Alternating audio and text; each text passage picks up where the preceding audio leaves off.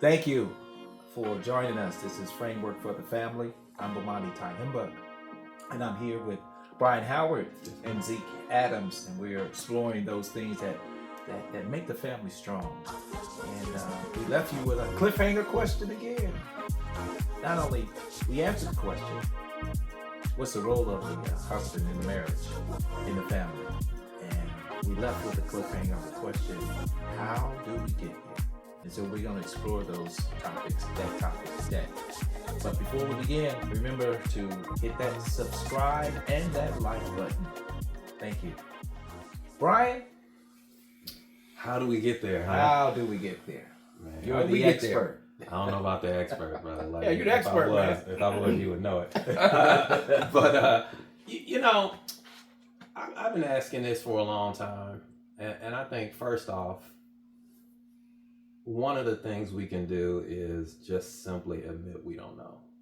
And when I say we don't know, not that we don't know what God says, I, as an individual, don't know everything that I need to be doing. Mm-hmm. And so if my brother or sister in Christ comes to criticize me or offer constructive criticism, I can't fly off the handle and get upset. I gotta at least listen. Mm-hmm. I gotta at least take it to heart. And so I think that's the first step is, well, really just being honest. Is there something to what this person is saying? Am I doing what I'm supposed to be doing? Yeah. If I got upset, accept our shortcomings. Yeah, if I got upset, it's probably a problem. Yeah. Let's be real, because otherwise I'd be like, you don't know what you're talking about, man. That's not me. I would say that I definitely agree with that. When I went through my divorce, I thank God for the connection during that time in my life where I could either be bitter, mm-hmm. because or better. Uh-huh. And being better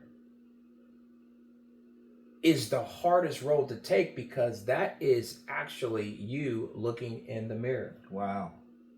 Gotta be honest with yourself. Yes. You gotta be transparent. Mm-hmm. And I think that was the start of a long road of saying, who is Zeke? Mm-hmm. What are some of the things that, what are we doing here? Why are we here? Mm-hmm. Okay. And understanding what you cause and the cause and effect of what you and your actions in the negativeness of a situation, the negative areas of a relationship. Mm-hmm. What was my problem? And when I went to a therapist, I didn't go there and say, hey, you know what? Even though I had a lot of situations, mm-hmm. they asked me, what is it that you want to get from this? Mm-hmm. I want transparency. Okay. I want to understand my faults, mm-hmm. and I want to work on them. Okay. Did you know what your faults were? I know what was said to me. Did you have some idea what your faults were? Yeah, obviously. Okay. I mean, some friends came and was like, man, you used to be like this. Mm-hmm. Man, you was used to be happy-go-lucky dude, and now you all serious. And why? Uh-huh. Why this change?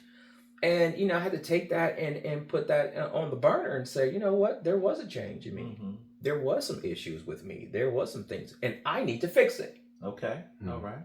So that area of being sure of myself, but being sure in an area where I have a problem, I need to fix that problem. Okay. Okay. Yes. I'm sure I got a problem. I'm sure that I am not this godly male. Yes. And we worked on that, and it was a hard road to understand, to come back from therapy saying, man, I gotta straighten this up. I gotta work on this. I gotta do this. I gotta do that. And being able to be around a group of people that put me more in a devotional prayer with God, my connection with God. Mm-hmm. these are my weaknesses. These are my shortcomings. These are the areas where I'm struggling in. Help me to be a better man. And I think that vulnerability, I would say, in your strength, in your male, okay, breaks you down. I mean, to be broken.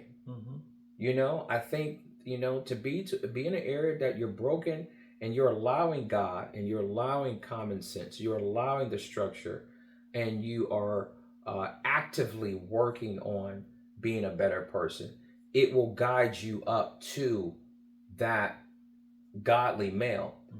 And you know what? And talking to other women or talking to other people, you can clearly see what's right and what's not. Easily.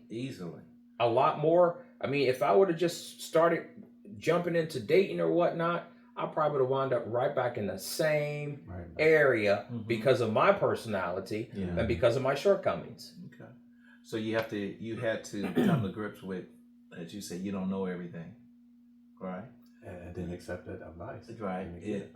You said you had to recognize that transparency. There were some things that you did wrong, some that you knew, and some that were communicated to you through your therapy sessions, which you actually verbalized them. The therapist just restated what you just said. Correct. All right. Yeah. So you know, I've experienced divorce, and in my journey through the divorce, you know, I came to the conclusion, or I came to this saying. I would tell people, you know, even counsel some people on divorce, and I tell. Oh, did you? Yeah, I said. Are they still together? I said. You're so funny. The ones in Alaska and others in Florida. I said, look at your hands. You know, I would tell them, look at your hands, and I said, repeat after me. I said, my hands are dirty. Right. Okay. And what I was trying to get them to understand is your hands are dirty. Okay. When you recognize that your hands are dirty, it's all about you reflecting upon it. We know what we've done wrong. Okay. We know what was the cause, the part that we played in the divorce or the destruction of marriage. And that's what we need to focus on. Even those who are yet to be married, and you know they've been in relationships that's been jacked up, right, or what have you, or they're not getting what they say they want. They have to look at them and say, my hands are dirty. And then that's the mirror we're looking at. We're looking at our own hands. Yeah. We're not looking to say this person did this and why did they do that. You know, once we start pointing the fingers at others, that's not good, because that's all we're doing, pointing the fingers at others. But we have to recognize, as you say, we have to recognize that we don't know everything. Okay. We have some shortcomings. And then you also said that, and going back to the question, how do we get there? How do we get there? Okay, you mentioned something. You mentioned that your devotion to God. I would say you can correct me if I'm wrong, but I'll bet your prayer life changed. Oh, yeah, it did. You know, and you admitted to God, I need some help. Yes, it did. It changed. So how do we get there when we're not having all of those characteristics of a godly man that we know that we should have?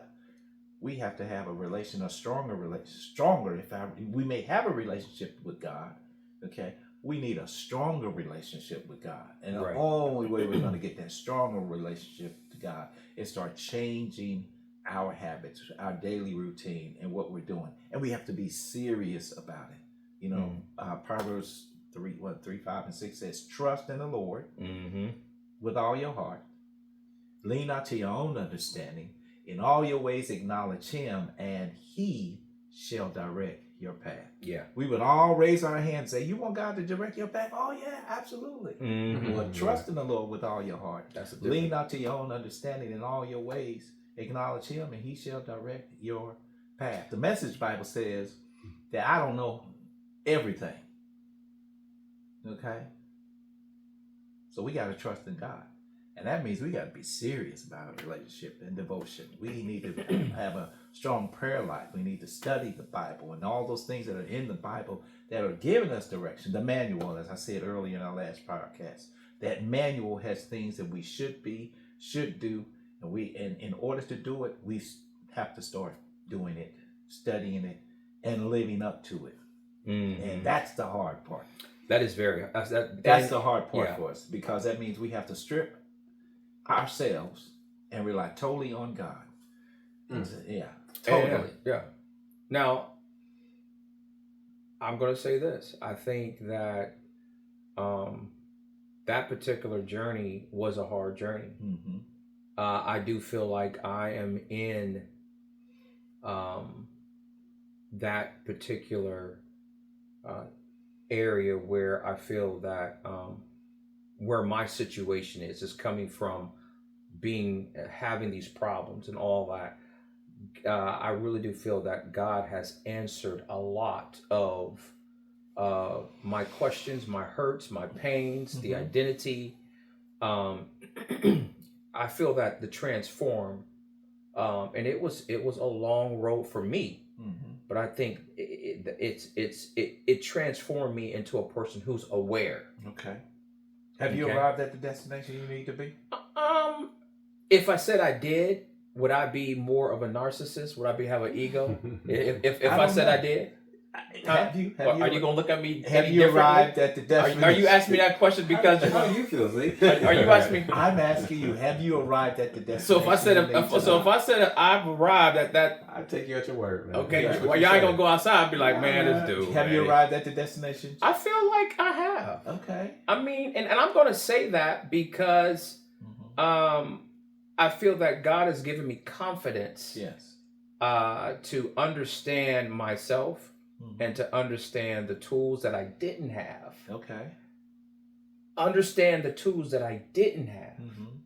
And for me to obtain them by worship, by in the connection with Him, by being in an area where I've learned to be in situations and have better conversations, to be more of a minister or ministry, to put forth energy in helping other people who was in situations like I was.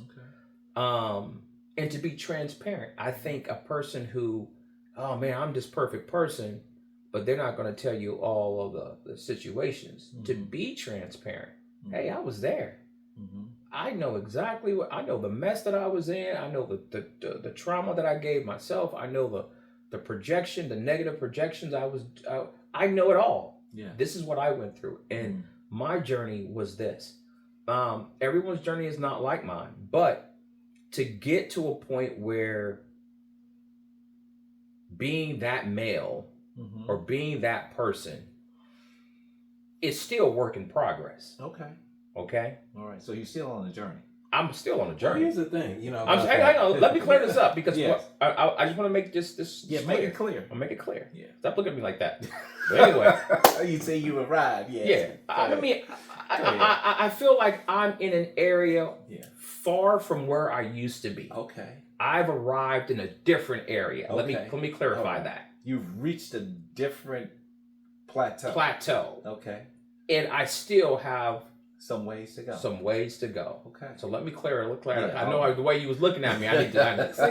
So I'm gonna clear that up. I haven't arrived. Okay. Anywhere. Okay. But I would say I'm in an area where I have arrived at another place. Okay. That I am more confident. Okay. In my manhood, more confident in my spirituality, more confident in leadership. Okay. And more confident. I want to be able to listen, to my spouse. Okay. Man, when she comes home from work, I want to be that dude that, have that bath water ready, rubbing her feet, babe, what's going on today? You're a feet man, a foot man. Yeah, I'm a foot man.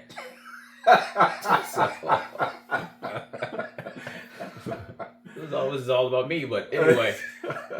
But yeah, I mean, I want to be that dude, Okay. I want to be that. And at first it was like, that's just too much. Okay. But I want to be able to have a safe space. Okay. I want to be able to secure and make my or have my spouse my spouse feel secure with me in my leadership. Okay.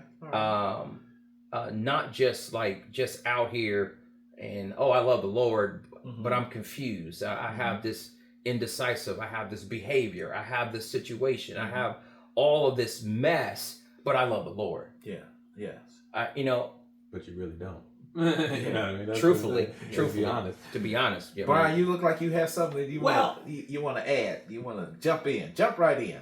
Just thought about, kind of what you were saying. I think one, you said you were confident in what you have learned and what God has given you, and I think that's a place we have to get to and at least start from. The journey begins from there, because if you're not confident in anything you know, it'll never stick. Whether you right or wrong, if you're not confident, you're not going to ever move, because you don't know which way to go. So I think you have to start with the confidence that God has given you and with His Word. But then moving from there, we have to understand that accept the two things at the same time: confident in what we do have and the knowledge that we don't have everything.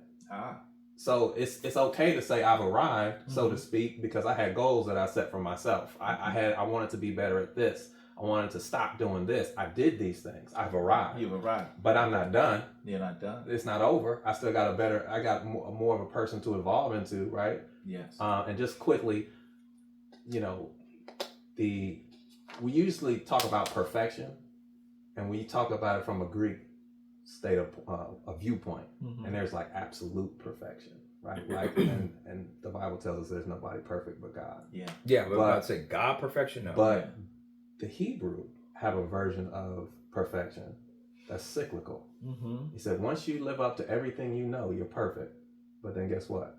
There's more to know. There's more to know. And so once you live up to everything you know again, you're perfect. But then guess what? There's more to know. So I think that's the version.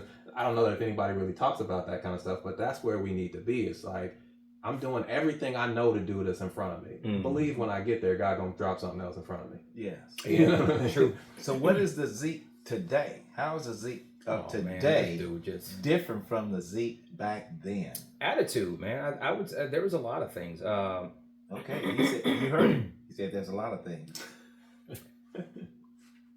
It was attitude. It was to a point where if I didn't see what should be happening, okay, results, there was judgment. Okay. So you were judgmental. Okay. Why is this not happening? And I would say again, some stuff was legit, but how my delivery made it worse. It didn't make it better. Yeah. Oh. Feel you on that. Yeah. Sometimes you could be. I could be matter of fact. I don't know why. In my communication, I can be. Yeah. And and even as I'm saying it, actually even before I say it, I say I shouldn't do it this way, but it comes out, and I know it was wrong. Okay. Do you say it with emotions? Oh, I'm a passionate person. So you do you. Oh yeah, I emote. Yeah. Yeah. And you're right. It's all about the delivery. Okay. You can say things in such a way that even though it's right, it causes a hostile response. So we have to be in communication. What we want a solution. We want to solve something. We don't want it to continue. All right. And there's a tone that we can have. So as we are becoming that male, we talked about the qualities, the leadership, the priest, and the safe space, and what have you. Okay, how do you get that? You get that. You have to, communication has to be on point.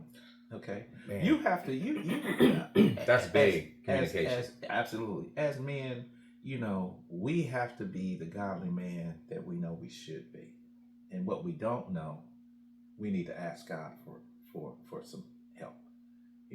Your journey was, you're different today than you were back then. So you understood, my attitude, my delivery. And this person now, Zeke, he probably would have a better delivery. Oh, definitely. I think he'd be a little more patient. Yeah, definitely. Yeah. Have a little more compassion. To be able to see what the devil is doing in a relationship as the head of household. Yeah.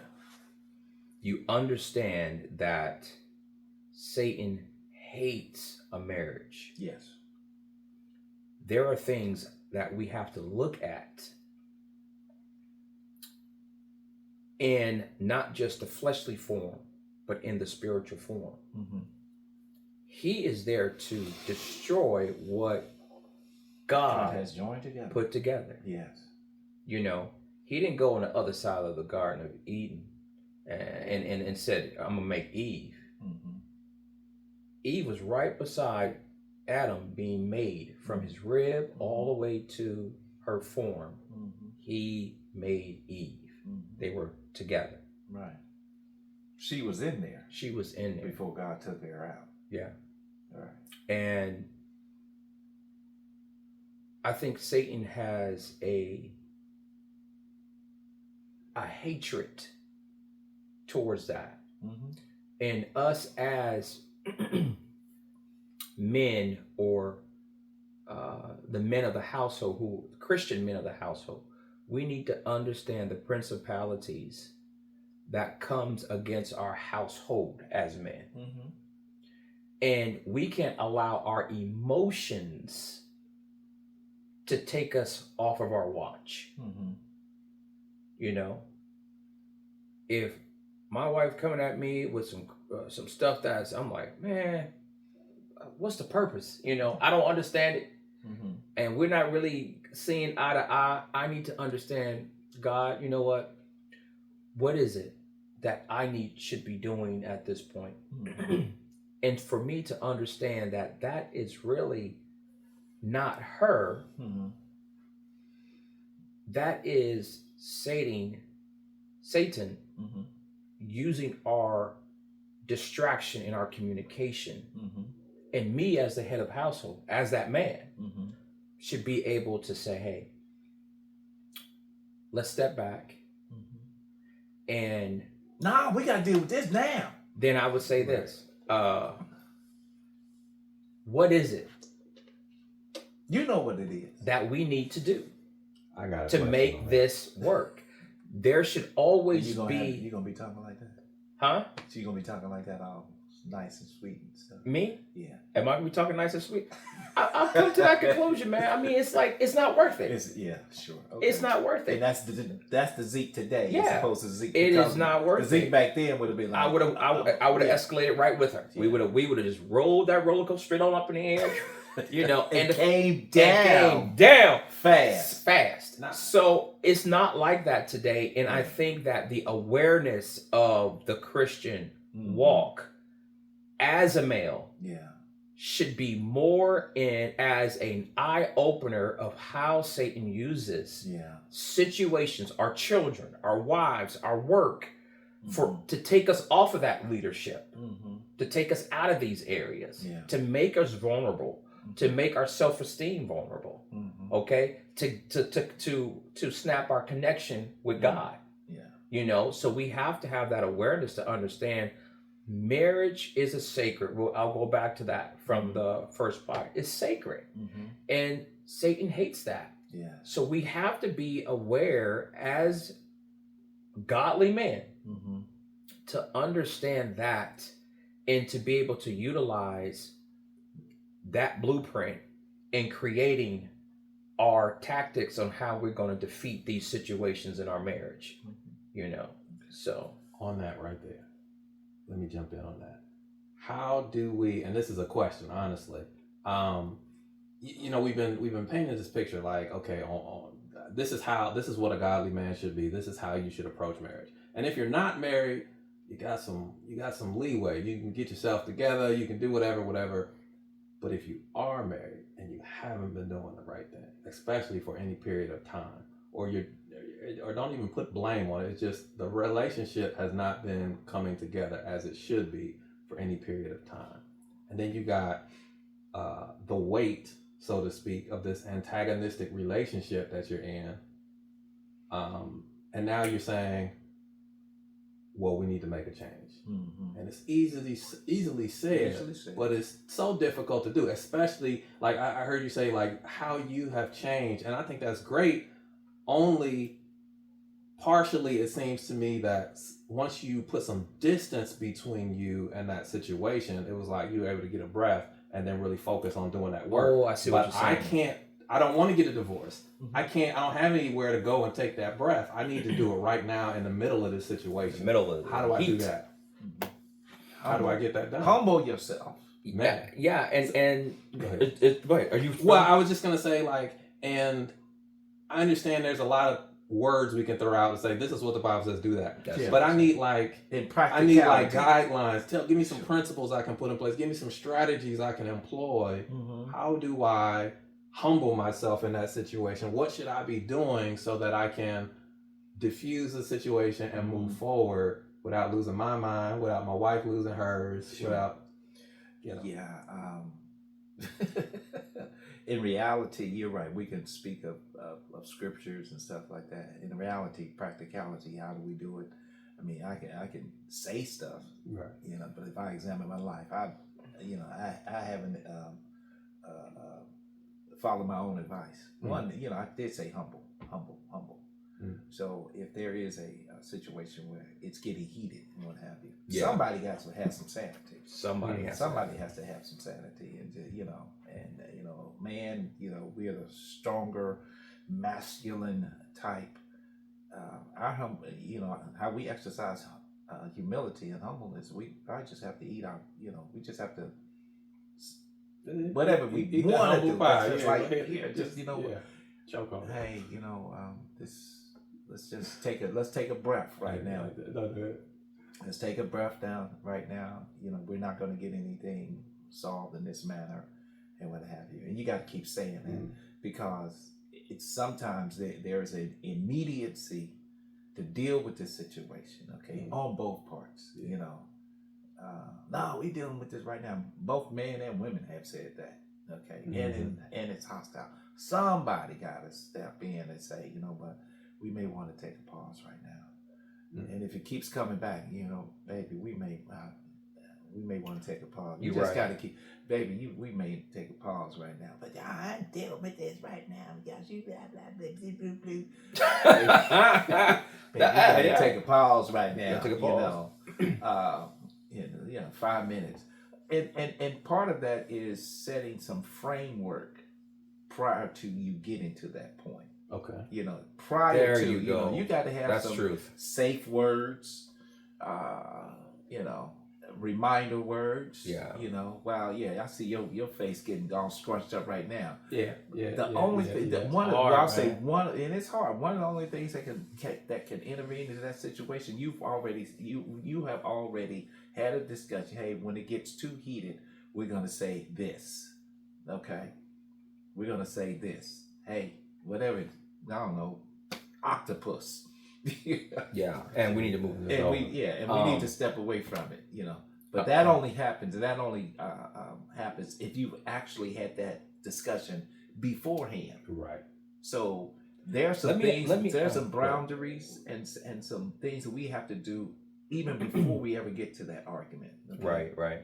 And when you answer, just answer this for me as well. And what's the strategy also for them revisiting that later? Like, Okay. how long? How should we approach it? Yeah. So if you and it depends on the levels, I would say this, and being in areas of where I've talked to people and they were like, this is how you handle a situation. And I've talked to people who are spiritual, people who are non-spiritual, and put that together to have that tool to be able to say, you know what, when you're in that moment, and I get what you're saying, you have time to think about it. You have time of space to be outside of that situation, and you can go back and regurgitate it and be like, yeah, I should have, but when you're right there and you still have to see that person every day and that person's right there and you're feuding right then and there, I say real time.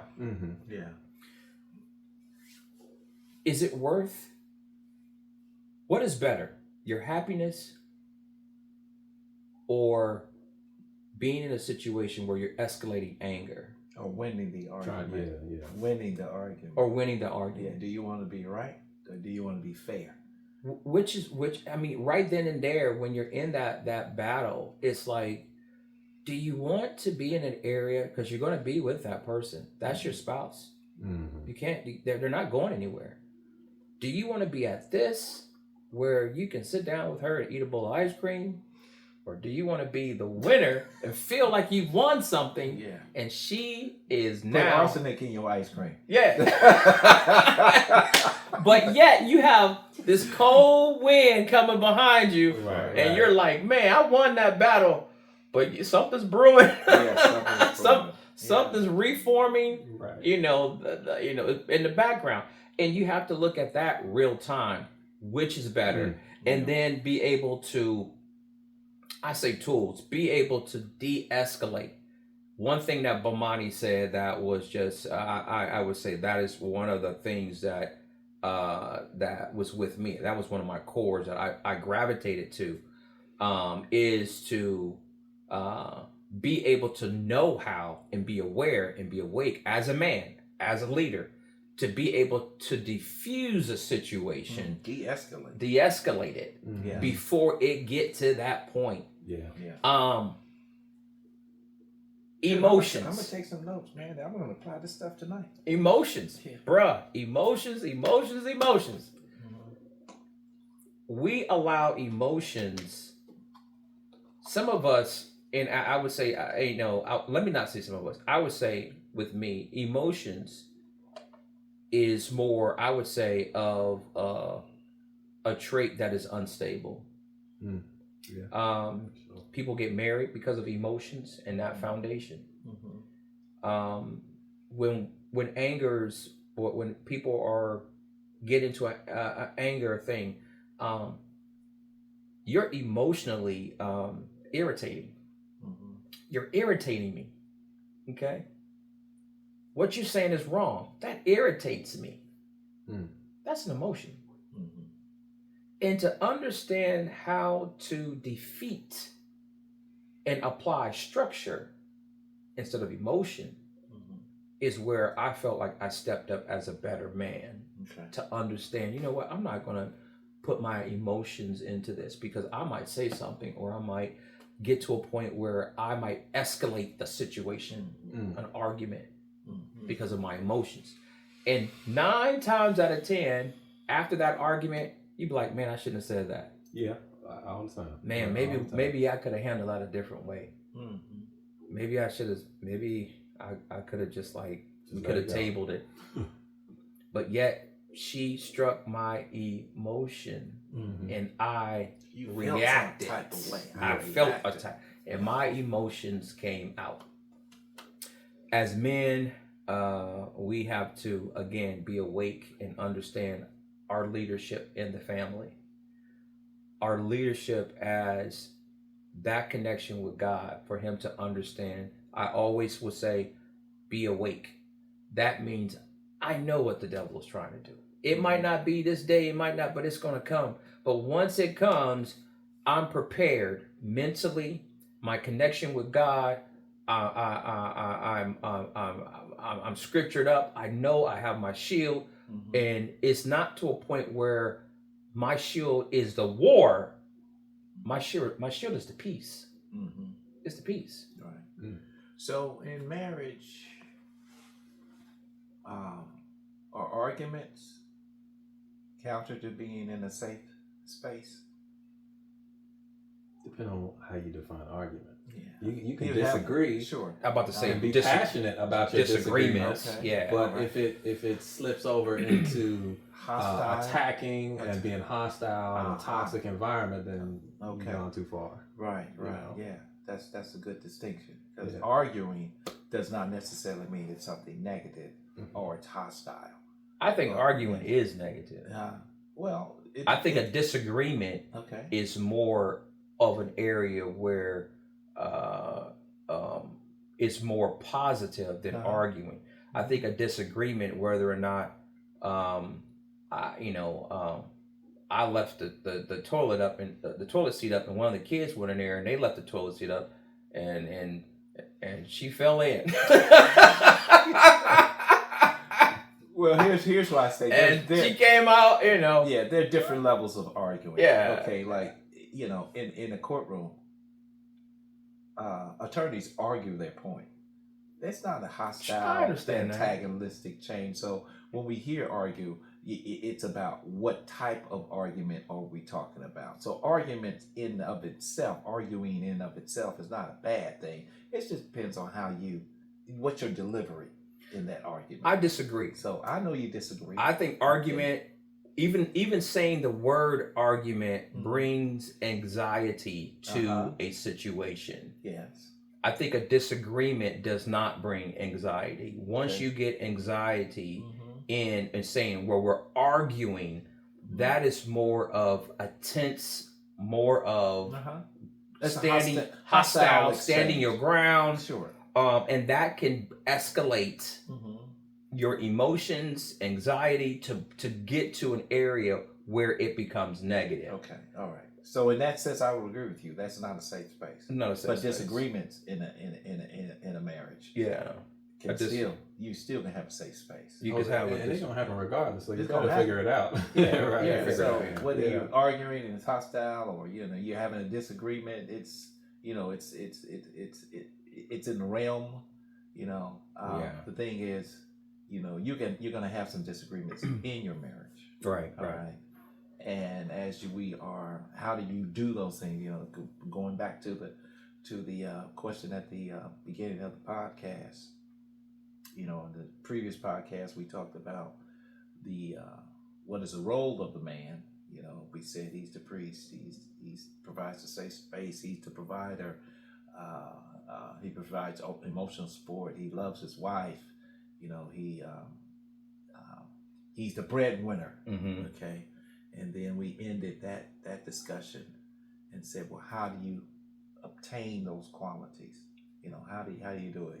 You may understand I'm supposed to provide a safe space, but how do I do that? How do we work And towards how do it? we work towards it? And that's what we're discussing today. And we said, hey, you in your journey, you got more intense and more serious about your relationship with God. Yes. You took a look at yourself. Okay. Mhm. You realized there were some things that you were doing wrong. And you're on this journey. You've arrived at a certain plateau where you're no longer the Zeke of old. Okay. You're not a hothead anymore. I never said I was a hothead. Well, man. I said you were a hothead. But you don't react like you did before. Yeah, I'm Okay. not in You're right. debate or Yeah. being in an area where Right. getting to You're not puffing your I'm chest not up. puffing my chest You know out. what I'm saying? I'm the man. You should be doing this. And it's also I ain't doing all that your either, but- delivery has changed Yes. from how it was before. Yeah. Okay. You can express yourself without being antagonistic. Mm-hmm. Okay. Mm-hmm. And I got just a thought, and I think we're about out of time, but maybe for next time. But to go along with this discussion we've had, it's like I would like to know what are the qualities and what is the role of a woman, Mm-hmm. and not that I can do anything about that, but as a husband, how do I encourage that?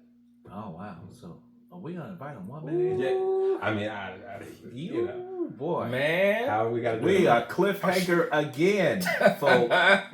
Should we invite? Brian has asked the question: what is the role of the woman in the marriage?